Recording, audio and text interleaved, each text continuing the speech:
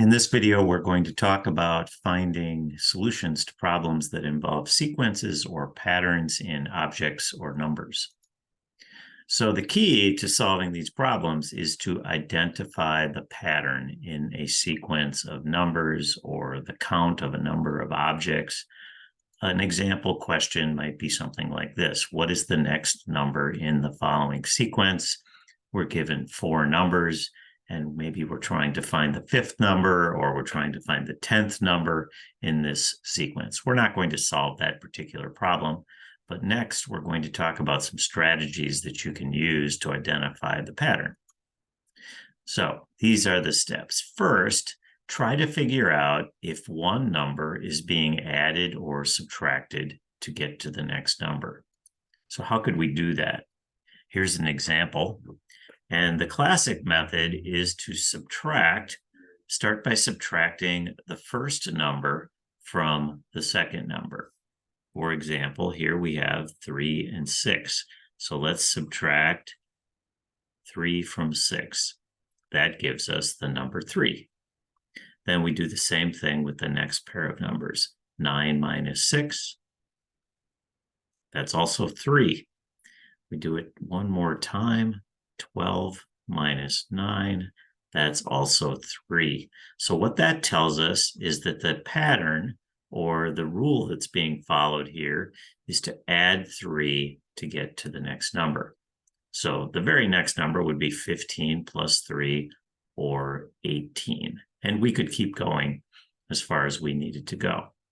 So that's the most basic kind of pattern, where not one number is being added or subtracted to get to the next number.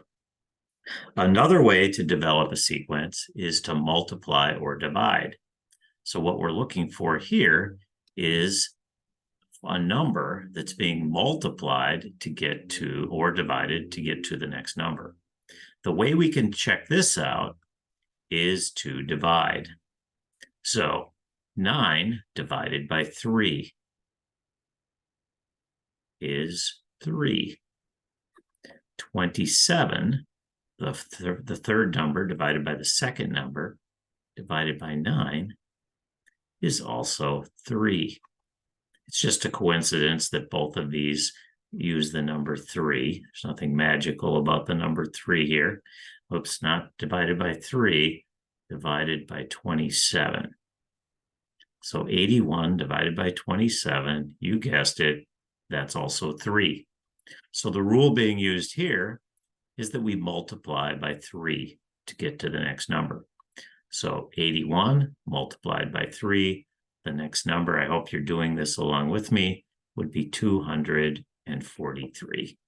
And we could keep going. We multiply 243 times 3 to get the number after that. And we just go as far as we need to go. Sometimes the patterns are a little bit different than those two. Here's an example. It's usually a good idea to start out with the subtraction approach when you're looking to figure out a sequence. Here we have 6 and 3. I'm going to erase that and just write the difference between each of these numbers. That's 3. 10 minus 6, that's 4. 15 minus 10, that's 5. 21 minus 15, that's 6. So it appears that the rule here is that we're adding 1 more every time. We started out by adding 3, then we added 4, then 5, then 6. So the next step would be to add 7, and the next number in our sequence would be 28. If we wanted to go 1 more, we would add 8. And our next number would be 36. And we would go so on and so forth. So just 3 examples there. Now we'll work through a series of example problems to show you a few more. What is the next number in the following sequence? I spread these out so that we can do the math a little easier. 5 and 11. So we subtract 5 from 11. And we get 6. 17 minus 11, 6. 23 minus 17, 6. So the rule here is that we are adding 6. We add 6 to 29, and this problem is asking for the next number. 29 plus 6 is 35. There's our answer. So that was one of those most basic kinds of sequences. Note that in this problem, they're asking for the 6th number. Let's take a look at how many we have. We have 1, 2, 3, 4. So we're going to have to find 2 more numbers in order to find this one, which will be the 6th. Let's look at the pattern here. If we subtract 6 minus 2, we get 4. 18 minus 6, we get 12. And 54 minus 18, we get a really big number there. So clearly these are not the same. We're not adding the same number. So let's do the division approach. 6 divided by 2. That's 3. 18 divided by 6. That's 3. It appears that we're on to something here. 54 divided by 18. Yes, that is also 3. So the rule here is that we're multiplying the number by 3 to get to the next number. So we multiply 54 by 3. I get 162. We multiply 162 by 3, and 486 would be the number in the 6th position in that sequence. Now, when we're multiplying, the numbers are going to climb rapidly. So you may get some pretty large numbers for the answers of those kind of problems. Problem 3. Let's start out with our subtraction approach. 7 minus 4 is 3. 11 minus 7, 4. 16 minus 11, 5. And 22 minus 16 is 6. This appears to be that case where we're adding 1 more every time. The problem is asking us for the next number, so we only need to find this one. 22 plus, not 6, 7, because 7 will be the next gap, and that leaves us with an answer of 29. Problem 4, what is the 7th number in this sequence? Let's take note of that. We want to make sure that we're finding the right number. And we have how many numbers here? 1, 2, 3, 4, 5, 6, 7. We need to find 2 more after this in order to find the 7th one. This will be our 7th number. And now we have to look for what is this difference. Let's start out subtracting. Minus 6 minus 3, that would be minus 9. Don't be afraid to do this in your calculator. 12 minus a negative 6, that's going to be 18. So as soon as these two numbers are different, you're a little bit suspicious. Negative 24 minus 12, that's going to be negative 36. It doesn't look like a number's being added or subtracted. So let's try the division approach. Negative 6 divided by 3, let me write that out so it's clear what we're doing here, is negative 2. 12 divided by negative 6, that's also negative 2. Negative 24 divided by 12, negative 2. So what's going on? We're multiplying by negative 2. Now notice what this does to the sequence. Every other number is negative. Positive, negative, positive, negative. That's what multiplying by a negative number will do. Now let's multiply by negative 2 twice. First, 48 times negative 2 gives us negative 96. And then we multiply by negative 2 again, and I get a positive 192. keeping that alternating negative positive going. Okay, problem 5. What is the 9th number in the following sequence? 9th number. We have 1, 2, 3, 4, 5. So we need 6, 7, 8, 9.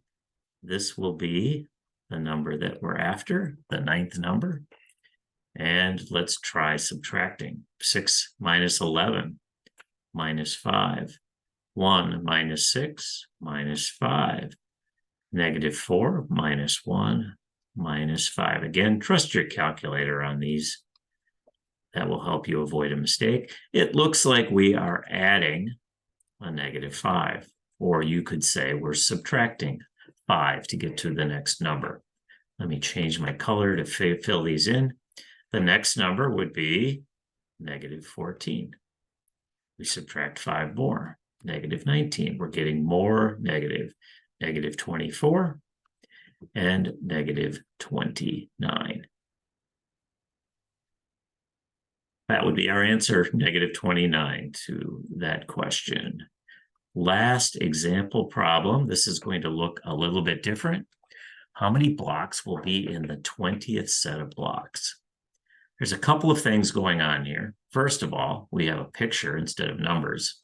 But my first advice is that when you have a picture like this, simply count the number of the things. 3, 5, 6, 7. Here we have 8 plus 1. We have 9. So that's what we're really dealing with, is a sequence of 3, 5, 7, 9. Which you could look at that and say, well, that's just counting by twos, counting odd numbers by twos. And that's exactly right. Now, what the other unusual thing here is that we're being asked for the 20th set of blocks. Now, we can keep doing this until we find the 20th, and that's absolutely fine. There's nothing wrong with that. In fact, I would suggest that that's the best thing to do in most cases. It might seem a little time-consuming, but it might be quicker than the other method. The other method is to try to come up with a little expression that will find the number of blocks for any number in the sequence. So what I mean by that is if we consider this to be the first, and this to be the second, and this to be the third, and fourth, etc., and we could keep going. But an expression that would give us 5 here would be this number 2 times 2 plus 1. Notice that 2 times 2 plus 1 equals 5. Does that work for the next one? 3 times 2 plus 1 is 7. 4 times 2 plus 1 is 9. Now, where did that come from? Notice that these are all too wide. Too wide, too wide, too wide. And this height is 1. This height is 2. So we're kind of calculating the area of the square, and we're adding 1. That's where, or the area of the rectangle, I should say here. Area of the rectangle, 4 by 2 plus 1. That allows us then to say the 20th set of blocks must be 20 times 2 plus 1, or 41. And if we continued to list these odd numbers, we would get exactly the same answer. It's your choice. To tell you the truth, this is a little bit of an advanced skill. If you don't feel comfortable with that, ignore it and simply count the number that you need to get in order to get to the 20th set of blocks. All right, that's it for this video. Now it's time for some practice on your own.